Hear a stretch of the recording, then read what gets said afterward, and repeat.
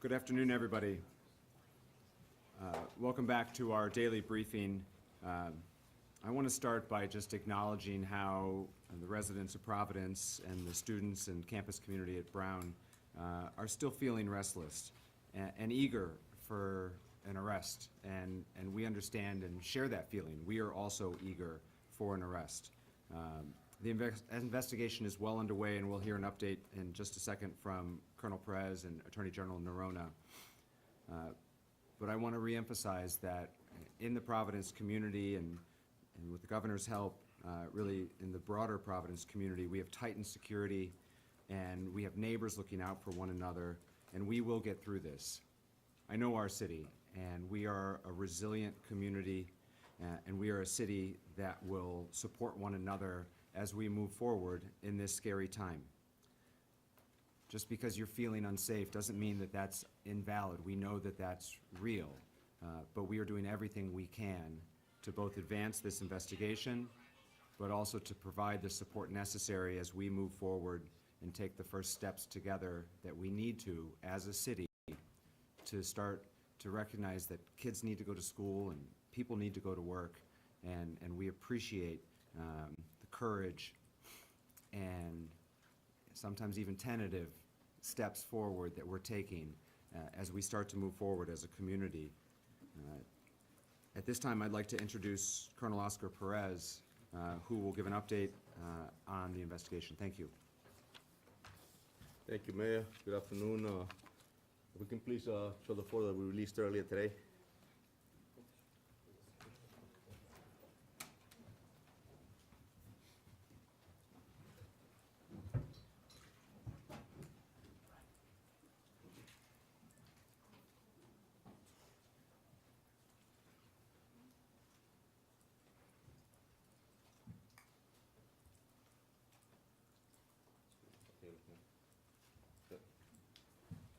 So we have released this enhanced photo earlier today, and I want to be clear that this is a person that we would like to speak with. We truly believe, based on the video footage that we have been watching for a few days, that may have relevant information to the investigation. So we're asking the public that you can help us identify who this individual is, as well as the individual themselves sees their picture, to please contact the police department. As far as one thing that I want to mention, I want to urge you, the public, not to rely on or circulate AI-generated images that are currently being shared on social media, as they're not verified or credible. As well, the updates and information that you're getting will be provided exclusively through this department's official channels. I want to make sure that we make that happen, and please notify the public to make sure that that occurs. I would also like to clarify and show a map. Please, if you can play the map.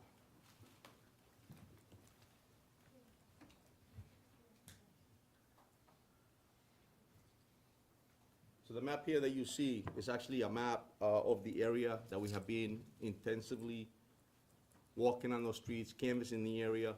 So as you see the blue image, yesterday I mentioned that we need the public's assistance to check their camera assistance or any sort of video that you may have that could be helpful to us, that you, as you're watching it or as you're reviewing it, you feel there may be something that we can use, please notify us. And if you need any help with that, viewing those videos, please also call us. We can come over and help you.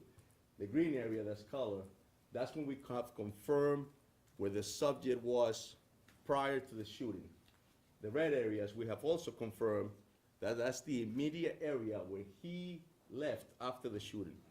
And so this is the map that actually we have so far. We've walked it all. We're still actively investigating, and we're still actively having agents, Providence police officers, members of the state police. There's about 9 federal agencies that are assisting us with this investigation, adding the state police as well as the Providence police and other municipalities.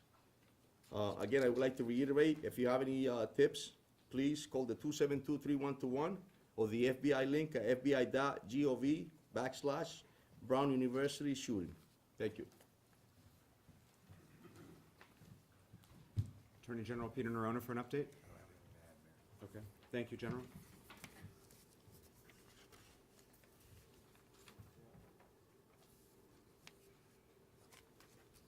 One additional update from me, and then we'll be happy to take your questions.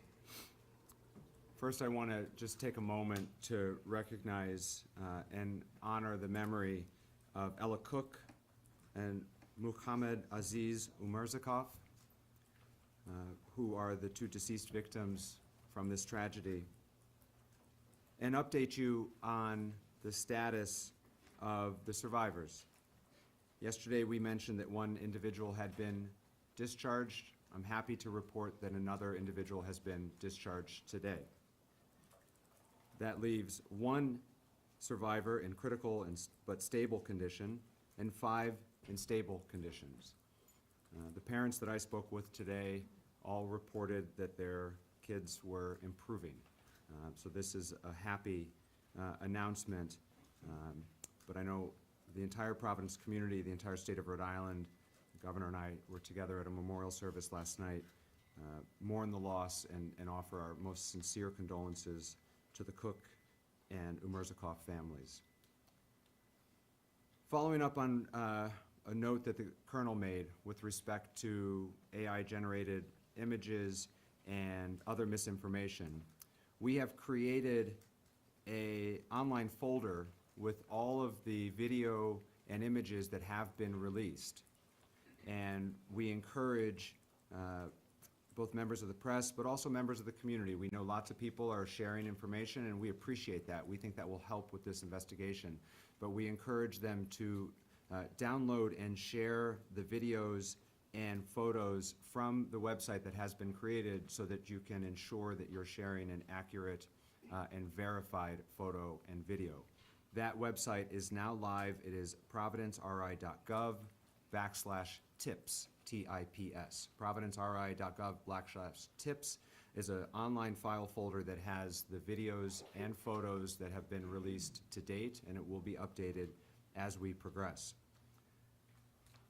There's been lots of conversation up here about the heroic work of the hundreds of law enforcement professionals who remain hard at work 24 hours a day and who are in fact making progress. I want to close with one additional thank you tonight. All of those tip line calls are coming into the city's telecommunications department, the same folks who answer the 911 calls, and they too have been working tirelessly, and I want to thank the men and women at dispatch and at telecommunications for their diligence. Everyone in the city of Providence truly has a role to play in this investigation, and we're grateful for their assistance. We'll take your questions. John. Colonel, I have a question for Colonel Rhodes regarding the map.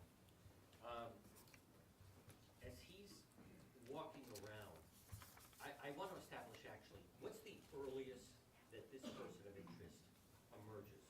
I believe you had said Saturday morning at 10:30, but then someone else said maybe a couple days earlier. And I recognize that it fluctuates and this is evolving. As of right now, what's the earliest that this individual, to your knowledge, shows up on a camera? About 10:30 a.m. on the date of this tragic incident. However, so like anything else, I also mentioned yesterday that they do case the areas. They do a lot of prior checking for their crime, and so we truly believe that it could be that possibly it was there prior as well. And so we want to make sure that we don't miss anything. And so that's why we're asking the public to help us to ensure within that map area that I mentioned with the borders between Wickeden, Brook, all those areas, Gano, that if you have a camera system to reach out to us. I was in along Ives Street, Gano today. Tremendous number of federal officials literally going door to door. Would you say this? How would you describe? I mean, it just seems that this is probably right now the most massive, intensive manhunt going on in the world. I think I agree with you on that, John, and definitely commend the men of the men, women, obviously, and all our federal partners. It's a lot of work, and it's intense, as you stated. It takes a lot to be able to knock on doors, see videos. There's terabytes of videos that you have to look, and I mentioned it yesterday. We're looking for a moment that takes almost less than a second, and if you miss it, you're missing something that could be critical and important for us to use. And so, yes, it's definitely an intense, and I believe that it's probably the most intense investigation going on right now in this nation. Colonel, the second person that you want to talk to, can you drill down at all on any interactions that you believe he may have had with the main person of interest? Do you believe he talked to him? How close was he to him? Any interactions, what can you tell me? So, yeah, we have video footage of that determines to us and the detectives that can tell that this person was in the vicinity where the subject of interest was that we wanted, that we actually have an interest on. Close enough that we feel that we need to speak with them to find out because videos don't speak. If you think about it, I wish the video could speak, and then I'll have the answers that we need to, so that we can continue on this investigation. So we're trying to find out exactly what it is, and that's why we need to speak with them. Please. Does this person, this new individual, have anything to do with why the person of interest was seen running in the surveillance footage? Again, I wish the videos could speak. We're trying to get those answers. And have you found any items of interest during your search, specifically clothing? Nothing as we speak, no. Up front here. Who among law enforcement or other first responders was first on the scene that day, and who came next? So Brown University was on scene, and then immediately the Providence Police Department within minutes was there. Back there. The green jacket. We previously released a video from 216 on the day of the shooting, where we see the person of interest come into contact or near another person. Is that the moment that you think this new person and the person of interest might have come close? That's correct. It's around the area of Benevolent and Cook. So behind the Rhode Island Historical Society, that corner of George? Right near that area, correct. And you had some searches going on in North Attleboro today. Is that connected at all to this case? I can confirm we're all over the place. If a tip comes in and he needs us to go down to Connecticut, we're going down to Connecticut. If a tip comes in and tells us that we gotta go to Boston, we're going to Boston. Right there in the middle, the green jacket. Go ahead. Is it possible that the second person could become a person of interest? All we know is that that person was in the vicinity of the subject that we have an interest on, and we want to speak with them. Miss in En red. español, si nos puede contar, Jefe Pérez, esta persona, que una persona puede identificar esa interacción, en qué área sucedió y qué pide de la comunidad. Yes, so pretty much the question is just, if we can explain in Spanish exactly why we're looking for this individual, or why do we want to speak with them. So, esta persona verdaderamente es alguien que nosotros tenemos un interés de hablar con ellos porque estaba en la área inmediata donde este individuo estaba. Entonces queremos saber más de por qué estaba ahí para explicar la razón y qué interacción hubo. ¿Tienen algún indicativo de que la persona que cometió el tiroteo actuó sola o actuó con alguien más? Eso es lo que estamos investigando. Go ahead.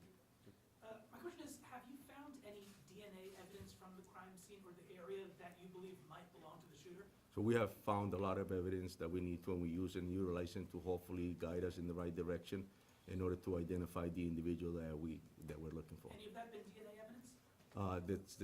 This actual physical evidence, there's DNA evidence, there's a lot of evidence that we're collecting to ensure that we can find the answer. Pat. I got a question for Attorney General Nerona. My understanding from your conversations over the last few days is that the Attorney General's office is taking the lead in terms of doing the investigation. My question is, what's the relationship between the Attorney General's office and the Rhode Island State Police? We haven't heard much from over the last few days in terms of who's doing what and what type of time commitment. And I do have a follow-up. Yeah, I wouldn't say that we're leading it. I think that we are working closely with our law enforcement investigators. So you divide, I think you can divide, in a case like this, the people involved into two groups. So there are at least 5 prosecutors that have been here since Saturday night. I've been here for a fair chunk of it myself, particularly after hours back at the office. But what those prosecutors are doing, Pat, is asking questions, helping to narrow and inform factual inquiries. Certainly when there's a question, all right, do we have enough to get a search warrant for a house or a car or a buccal swab from a person of interest? They're informing that. So in any complex investigation, both federally and stateside, prosecutors are embedded with the investigative team, and we bring our own heads to the investigation because we have been involved in writing search warrant affidavits and arrest warrant affidavits and wiretaps for years. And the Rhode Island State Police, what kind of role have they played in terms of investigating? And I still have a quick Yeah, follow-up. the Colonel can answer that, but before you do, Colonel, I just want to make sure that I answer it as well. One of the images that I have most keenly in my mind from a couple nights ago is a state police lieutenant or Derek Melfi talking to John Permiano of the Providence Police, talking to Colin Woods of the FBI and identifying a certain piece of video evidence that's important to this investigation. And that's how intertwined and cohesive it is, while prosecutors look on and engage at the same time.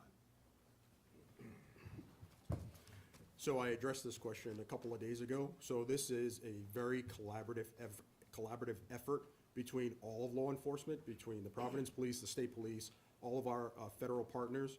We will continue to develop leads and follow that with the evidence that comes along with that until this perpetrator is apprehended. Great, thank you. I have one quick follow-up for the gentleman from Brown University. Yep. Can you say for the record and with complete certainty that every bit of digital mass surveillance, whatever type of evidence was collected by the infrastructure of Brown University has been turned over to the Providence Police Department as well as the Attorney General's office? Is the Brown University withholding anything, for the record?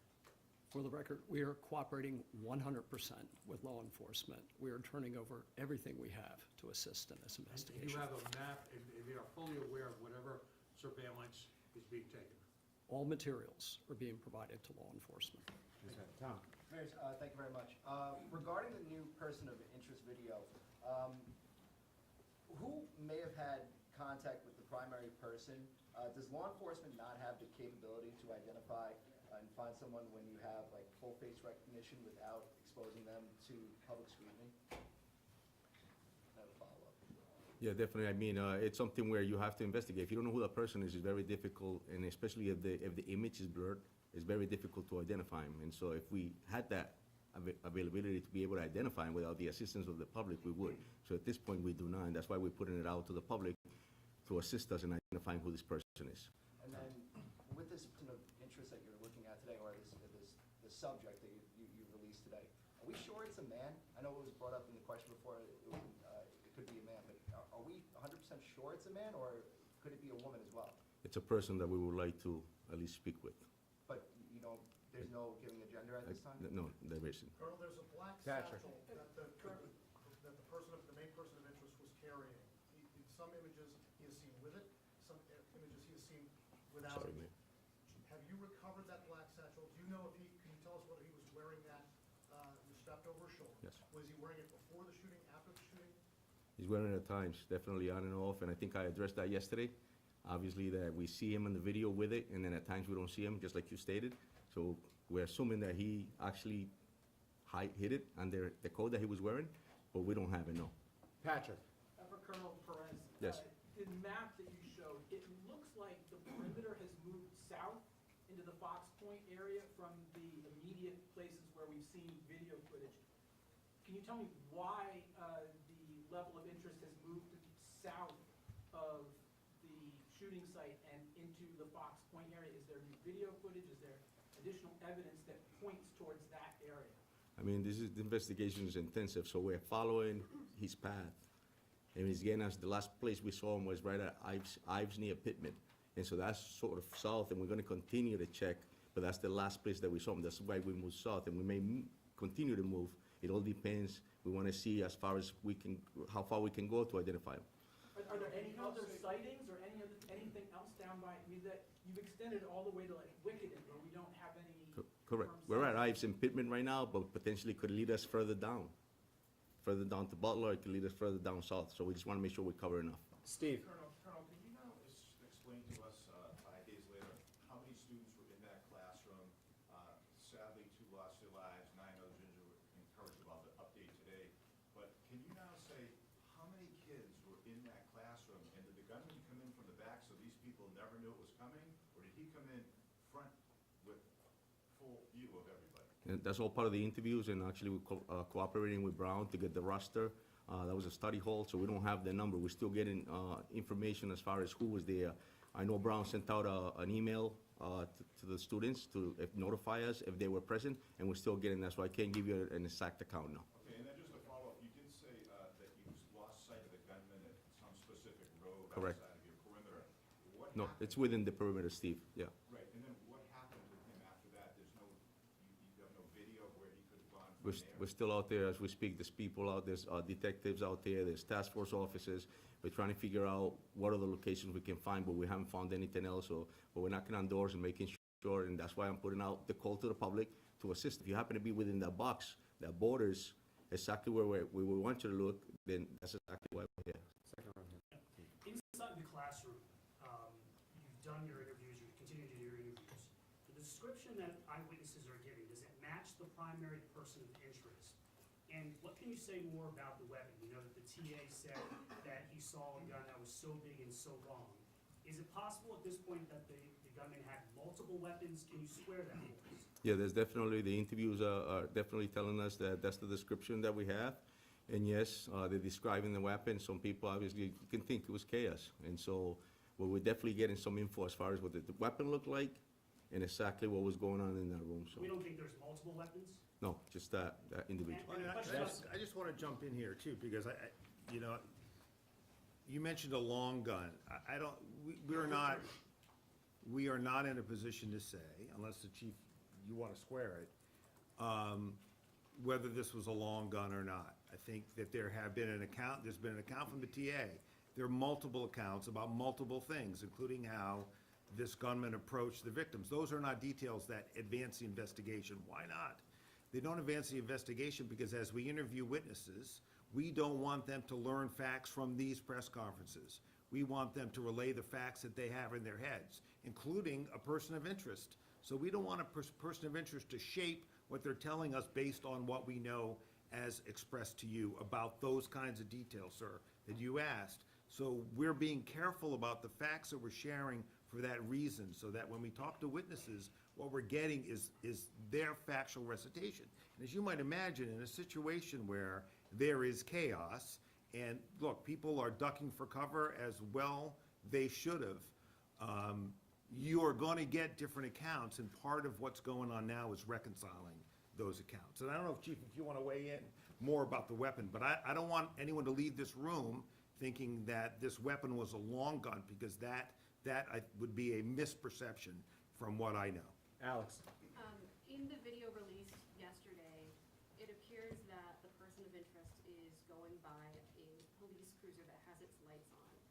Does that mean that the dash cam in that cruiser was on and activated, and have police been able to recover anything useful from that video? So that was a brown police cruiser, and I'm not sure if they have body cameras in their cruisers. I don't think they do. Dash cam, no. Yes. No. Okay. I don't wanna And answer then my for the next chief. follow-up question would be, are you working with flock camera experts to try and recover anything from those cameras? So as you know, we work with Flock, we have LPRs in the city, and we're utilizing every resource we can. Yes, Alex. Brian?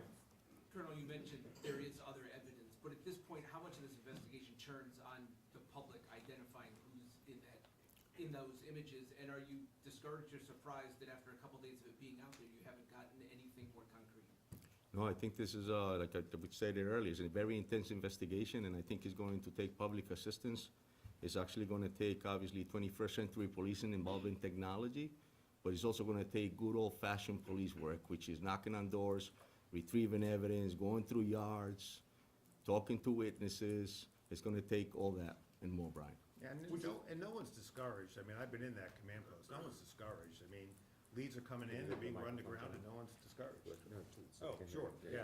Yeah, I mean, I've been in the command post, as the colonel has, and no one's discouraged. I mean, I get, when I'm not there, I get hourly reports from my own team, and there's an enormous amount of energy for people who have been working as hard as they have been. I'm really quite impressed by that, frankly, and there's no discouragement among people who understand that not every case is a case that can be solved quickly. In my view, they get solved. It's just a matter of time, and this case will get solved too. Would you just to follow up, would you have a message or an appeal to the shooter or anybody who may think they know who they are, who may be on the fence? Well, look, certainly, it would behoove everyone, including the shooter, to provide information to law enforcement, and to the shooter to turn himself in. He will be caught, and it's just a matter of time before we catch him. And I believe that based on my experience, but also from watching the people in that command post and getting reports from where they're coming back out in the field. They know what they're doing, they're experienced, they're working hard. There's no lack of resources. Everyone's working really well together. And we're gonna crack this case. And when we crack it, it's gonna come open really quickly. Straight back, the best. Thank you. For you, Mayor, have you spoken with local business owners about how much this is impacting their bottom line, especially during the holiday season, and any concerns that they might have about the situation? Yeah, I have. It's hard work being a small business owner, and this time of year is critical to them. There's a commercial district just off campus called Thayer Street. Those businesses are particularly struggling as both students went home early and some people are avoiding the area. Similarly, there's a couple other commercial districts nearby the area, which is Wickenden Street, as has been discussed here tonight, and Wayland Square. The city's Department of Economic Development, in partnership with the Greater Providence Chamber of Commerce, is reaching out to those business owners to look at assistance programs or otherwise try to support them to ensure that their businesses can stay healthy and vibrant through this. Do you know when those might take effect? Those conversations started yesterday, and so we're working with the various merchants associations to try to determine what sort of assistance might be most helpful, and when it's ready to announce, we will. Thanks. Please. My question is for the Colonel. So looking at this new map, there's more video so far of him before than there is after the shooting. Do you think that the person of interest got to the vehicle somewhere within this area, and are you going to go through license plate readers? Absolutely, yeah, we're looking for that evidence, if there was any vehicles involved. And yes, you're right, he was there earlier, and so that's why we're looking at that as well. And definitely, we're using, I mentioned that earlier, the LPRs, the flock, any cameras. That's why we're making a call out to the public to assist us with that. It's all part of those resources that we're gonna need, as the general stated, to make that apprehension. Dan. I have a question and a follow-up first for the Attorney General. Attorney General Dan Janik, NBC 10. Hi, Dan. You had said the other day that you released the person of interest because the DNA didn't match, which would assume that there was DNA of the person of interest in that room. Can you tell us what it was, and if he hasn't committed a crime before, how it makes it a little bit more difficult to know? Yeah, so DNA, when it's entered into a nationwide system, can confirm the identity of a suspect or subject. And certainly the advantage here is that when we find a person of interest, and we can get a search warrant for what we call a buccal swab, we can compare that to a known quantum of evidence. That can rule people in and obviously can rule people out. That's a powerful piece of evidence, but it's not the only evidence. And relatedly to the question about, do we need only the public is gonna really help us here by identifying this person. But at the same time, there are other leads coming in through other forms of electronic and other evidence that are taking multiple teams out in different directions. And we're able, through a variety of means, not just DNA evidence, to rule people in or rule people out. And it's a combination of really impressive work by, vector experts in various forms of modern law enforcement techniques. Okay, I have a second question for Brown. So I asked this question out of deep respect, but I asked it for a lot of parents who are frustrated, who've reached out to me, so please keep that in mind. And they want to know how a school with a $9 billion endowment does not have cameras on one of the older buildings at the edge of the campus where this happened, not even in the front door, who's coming and going. Now, they asked this question knowing that the shooter may have done whatever he wanted, but the cameras, A, would have deterred, or B, captured a better look at him, and we wouldn't be here today 5 days out. I want you to explain that, because there's a lot of parents who are wondering, where are you investing your money? Yeah, I appreciate that question, and I want to reiterate, as our president did, that supporting our students and communicating to the parents, to our community about our support is of utmost importance. We have 1,200 cameras located throughout the campus. We don't publish the locations of the cameras. That would give a map to somebody to evade detection on the cameras. So that would be counterproductive to do that. There are cameras in this building, and as I answered the previous question, we have turned over all evidence that we are holding at Brown to law enforcement and are cooperating fully with them. So you're saying that there's a camera, you're saying there's cameras in the building. I was told yesterday there wasn't cameras in the building. The Attorney General said, old building, no cameras, attached to a new building with cameras. I believe he said that there were two different phases of the building that might have two different levels of technology. Again, all video imagery has been turned over to law enforcement. That doesn't make sense to a lot of Amanda. people, just want to say that. Okay, I have a question for the chief and a question for the FBI. Hey, Chief. Chief, how you doing, Amanda? So, looking at this person of interest and from his witness descriptions, it appears that this person had a genuine familiarity with Brown, possibly with that building as well. Have you, in questioning people, have you questioned or eliminated any Brown employees, current, former, disgruntled, facing discipline, any type of complaints? Yeah, at this point, it's unknown to us. I think that the investigation is on, but it's unknown to us where this person works. It's unknown to us if he was an affiliate of Brown. That's all unknown to us. All we have is the image that we've been releasing and informed you all about it. And so we're hoping to get those answers eventually, who that person is or what their background is. Okay, and a question, follow-up for the FBI, please. Oh, sorry. Yes. I understand that the FBI has, doing tower dumps of cell phone data, and I'm not sure if this is also happening, but if you're also checking the MAC addresses of any phones related to any of the Wi-Fi at residences or at Brown University as well. If so, how long does it take to get that information? Have you really even received any preliminary information that is helping you narrow down any potential persons of interest? I will say that I don't want to get into the specifics of the techniques that we use investigatively, but I will say that we are using every resource that we have to find this subject and bring him to justice. But when it comes to cell phone data, how long does it take to get that information? Would we be getting weeks, months? I will say that it varies as it relates to getting that type of data. I will say that everything that we're doing is getting expedited based on the gravity of what has happened here at Brown University. Right next to you. Have you recovered any physical evidence during these recent searches, and possibly including a gun magazine? So we have done extensive searches both inside the location as well as outside. Yes, we have seized and found physical evidence. And does that include a gun magazine? We have found physical evidence. Can you say where? I'm not it's going to from? confirm, I'm sorry? Yeah. Please. Colonel, for the past couple of days, we have zeroed in on this particular person of interest.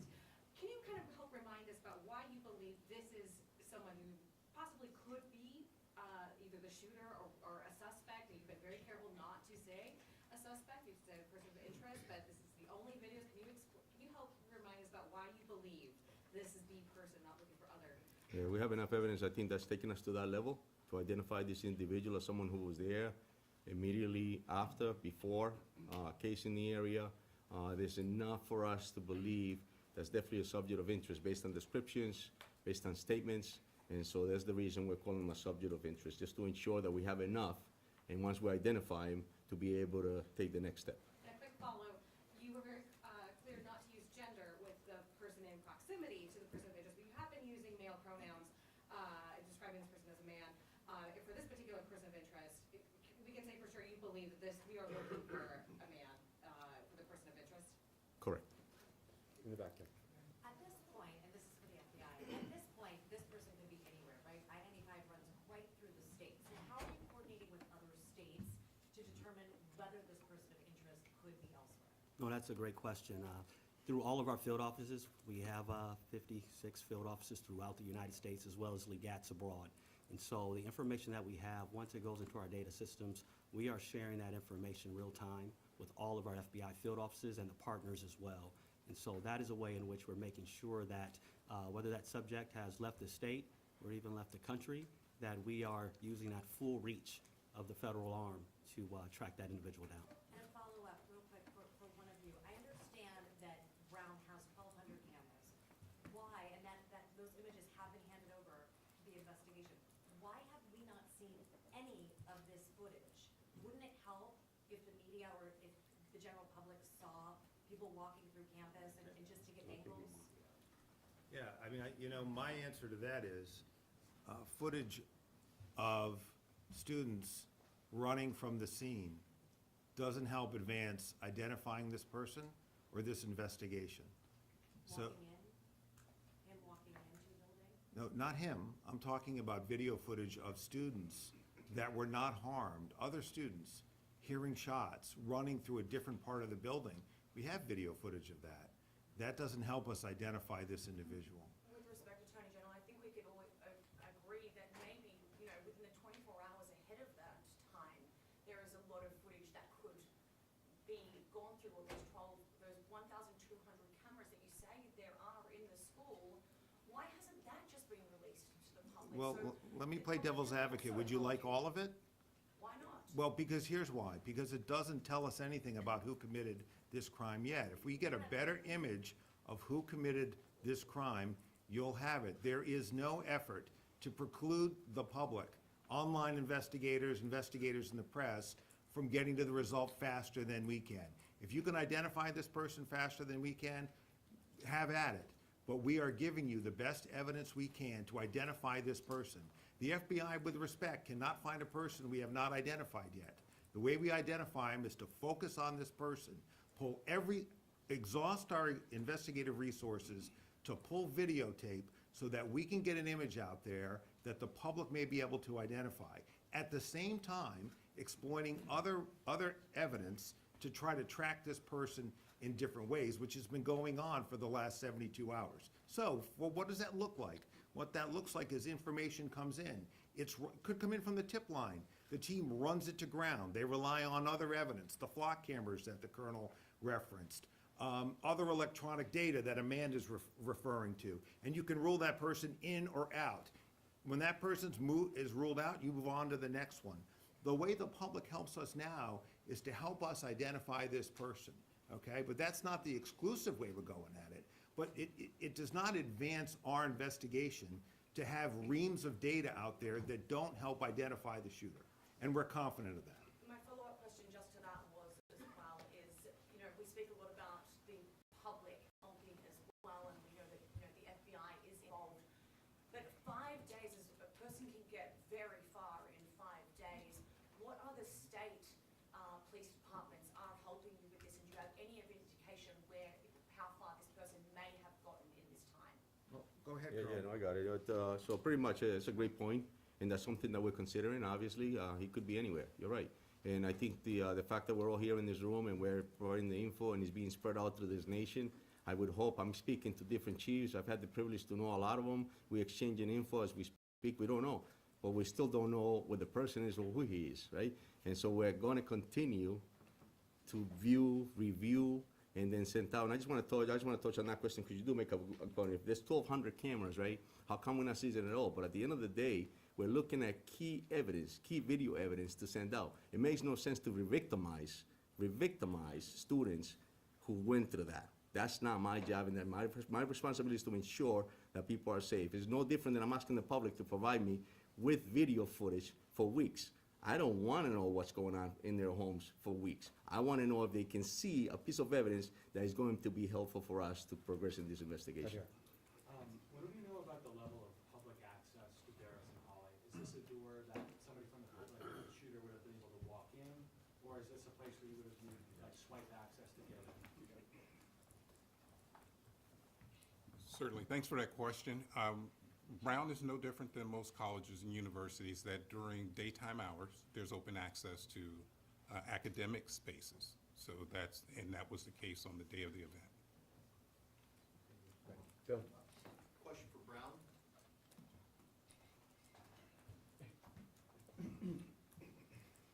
There are some buildings on campus that have what may be private or non-police security guards posted at the front entrance.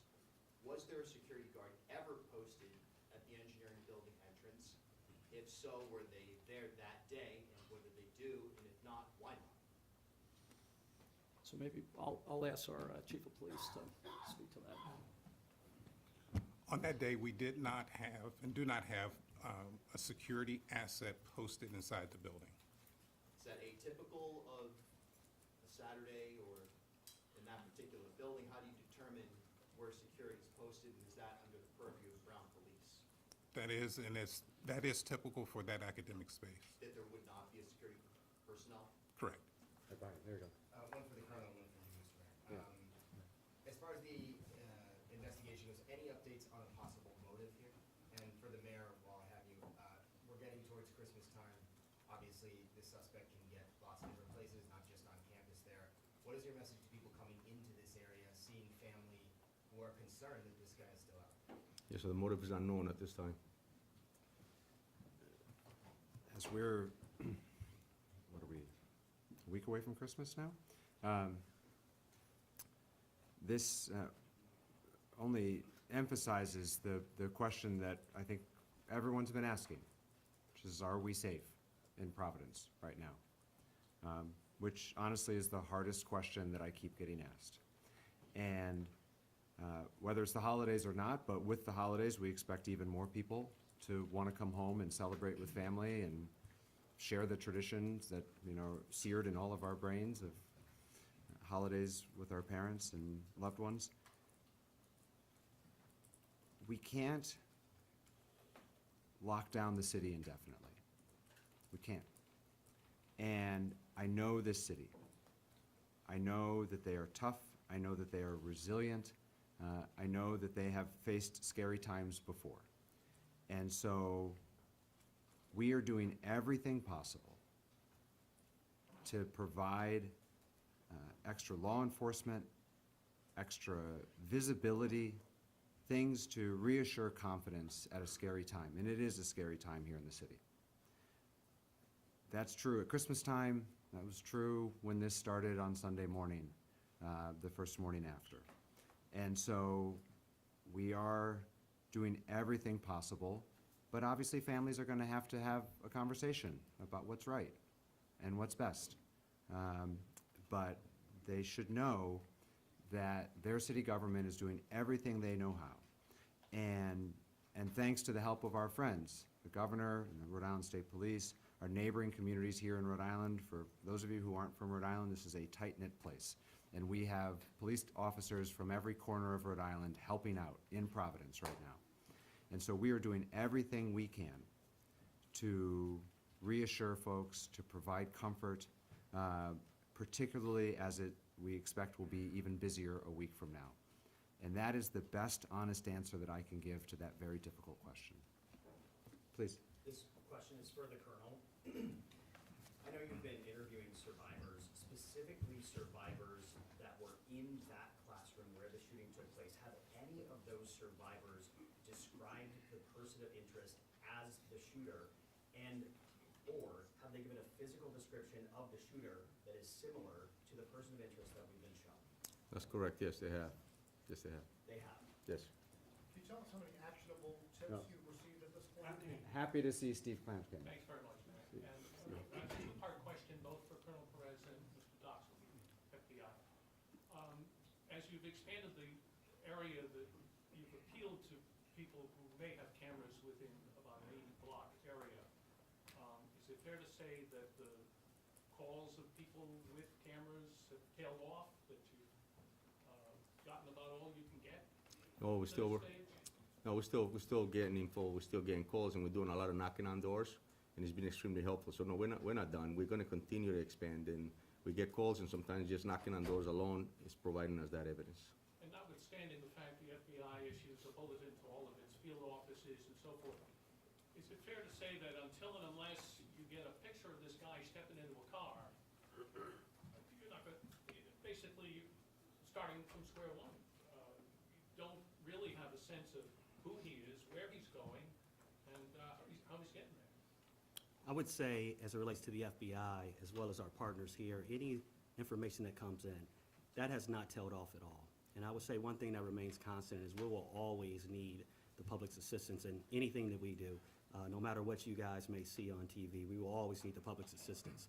I say as it relates to that, any tip that comes in, the information that we get, we're able to aggregate that and push out, not only to make links with other FBI field offices, so in a way in which we can follow that lead all the way to ground. And so the information that is coming in, we are pushing that out throughout our field offices, throughout our partnerships, into that community, and then we get it back as well. That's helping us to cross off leads in which are not valid, and then to push on leads that are valid as well. But without that, I don't know if it's a video or something that shows him stepping into a car and you get a plate or something along those lines, it makes your job that much more difficult. Yes, and I mean, I think we mentioned this job is painstakingly difficult, but we've signed up to do it. As the AG mentioned, we have not lost any vigor or investigative rigor as we've gone forth into this. I will say that evidence that you're talking about sounds more like a smoking gun. Oftentimes, within my experience in the FBI, and I'm sure our partners as well, we get seeds. We only get seeds. And then we, through that hard work, as the Colonel mentioned, we end up building that story. We put that puzzle together. That's what we do, that's what we signed up for, and we're committed to that, to this community, to help do that. In the back there. Yeah. Thank you. Colonel, I want to follow up on one of my colleagues over there. You mentioned old school police work, and my colleague mentioned crossing people off the list, like basically making sure it's not that person, it's not that person. In homicide investigations, isn't it usually someone close to the victim? And if so, and the person also seems to have no ground somewhat, have you knocked off every single person from round? When I say knock off, meaning they didn't do it, they didn't do it, they didn't do it, from staff to students? Yes, of course. I mean, investigations, and I don't think that in every homicide, everyone that commits the homicide is close to that person. That's not something that happens. But we have obviously eliminated those strong leads that come up as strong leads. As a tip comes up, we label it as a high priority, medium priority, low priority. And yes, once we vet it through and make sure that we cover everything and we prove that that person has nothing to do with it, absolutely, we clear it up. Yeah, and if I can I just want to jump in here to clarify that. So clearly, one of the things the investigators do, or maybe not so clearly, is that when you have a victim, you build back all of the relationships. You do that in any case. And so you build a profile of your victims, so you know who may have threatened them, what they may have said that might have caused somebody to react a certain way. So yeah, that work is ongoing in conjunction with all the other work we're doing. But from where I sit today, there's been no development of any evidence that suggests that that's what drove this shooter. That could change, but there's nothing that we have recovered or analyzed to date that suggests that it was specific person motivated. Again, it could change, but we're 5 days out, that work is being done, and there is nothing that suggests that at this time. Last question. This is for law enforcement and potentially Brown, but 5 days have passed. How is it possible that we still don't have a clear idea of who was in the classroom during the shooting? 5 days have passed, it could be 6 days. We were hoping that only 1 day passed. Unfortunately, investigations, as this nature of investigation, as intensive as it is going to take time. And it's going to take a lot of time to be able to interview, seize evidence, examine it, to come up with the right person. But as the general stated, a person's going to get caught. We're going to do our job, and we're not going to stop until we do. And so we're going to continue. It could be later, it could be tomorrow, but we're not stopping until we find them. But surely there's a log or something of people entering that classroom in particular now? No, I'd be happy to speak to that. So at this time of year, we have final exams taking place. We also have study sessions taking place. That particular classroom, it was a study session. Had it been a final exam, we'd have a roster, we'd handed it over. We know exactly who was in the room because everybody shows up for a final. But for a study session, it's elective. We're finishing the answer. Ronaldo. It's elective. I have a question for you. It's elective to turn out for a study session. So we don't know exactly what fraction of the overall roster turned out for a voluntary review So session. there's no physical log, just to clarify? Law enforcement is working to reconstruct that, but there would not be a formal law. The camera in that building, they Brown put off because the sanctuary city law that we have, you don't want to record illegal immigrants, and you don't want to provide the footage to the FBI or immigration authority. One camera in that building, it come out from your detectives, they're a friend of mine, they're angry at this investigation that these people in Brown University put the camera off, they can identify that person. You imagine how the family want to go through? Tell the truth to the media here.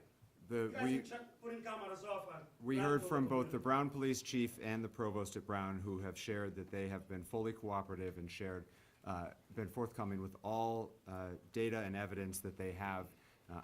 The City of Providence's experience is the same, which is that Brown has been entirely cooperative and collaborative and fully sharing with us. We will be back here tomorrow.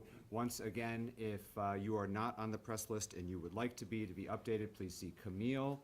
Otherwise, we will see you all tomorrow. Thank you. Yes, at 4.